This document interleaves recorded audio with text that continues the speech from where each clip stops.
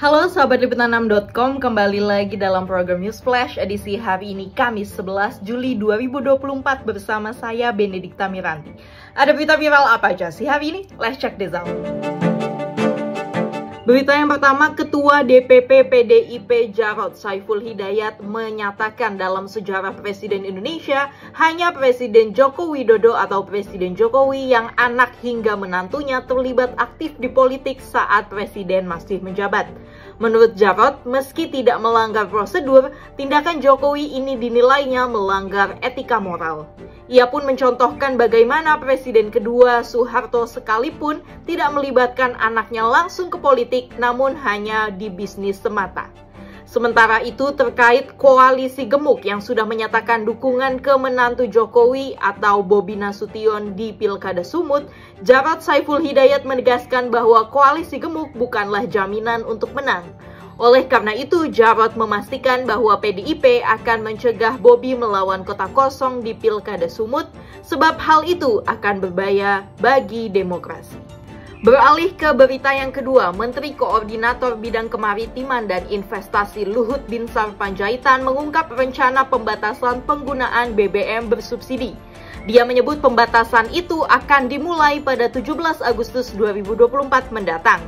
Diketahui ada rencana untuk membatasi penggunaan jenis BBM khusus penugasan Pertalite. Namun kebijakan ini masih menunggu rampungnya regulasi yang merujuk pada revisi Perpres nomor 191/2014. Dia mengatakan bahwa pembatasan ini menjadi salah satu cara untuk mengurangi konsumsi dan polusi yang dihasilkan. Menurut Luhut, hal ini sejalan dengan peralihan dari BBM ke bioetanol. Tujuannya adalah untuk mengurangi jumlah polusi yang mencemari udara. Dan dia pun mengatakan bahwa pada konteks ini, hal ini akan mengakibatkan efisiensi anggaran. Berita yang terakhir, Polres Rotendao berhasil mengamankan 44 orang imigran gelap di pesisir Pantai Fufuno, Desa Sonimanu, Kecamatan Pantai Baru, Kabupaten Rotendao, Senin 8 Juli 2024. 44 imigran itu terdiri dari 36 warga negara Bangladesh dan 8 warga lainnya adalah warga Rohingya.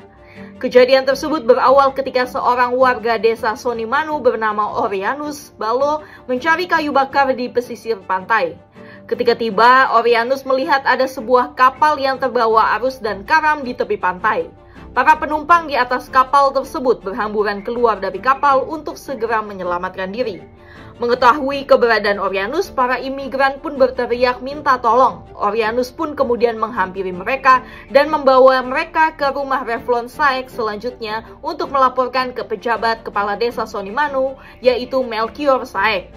Pejabat kepala desa kemudian melaporkan kejadian tersebut ke Babin Kaptipmas Desa Sonimanu Aibda Justi Laihe. Selanjutnya, peristiwa tersebut akan dilaporkan ke Kapolres Rotendao. Setelah mendapat laporan pun, Kapolres Rote bersama anggota serta anggota Polsek Pantai Baru mendatangi tempat kejadian perkara. Itu dia 3 berita viral dalam program News Flash edisi hari ini. Saya Benedikta Miranti undur diri dan sampai jumpa.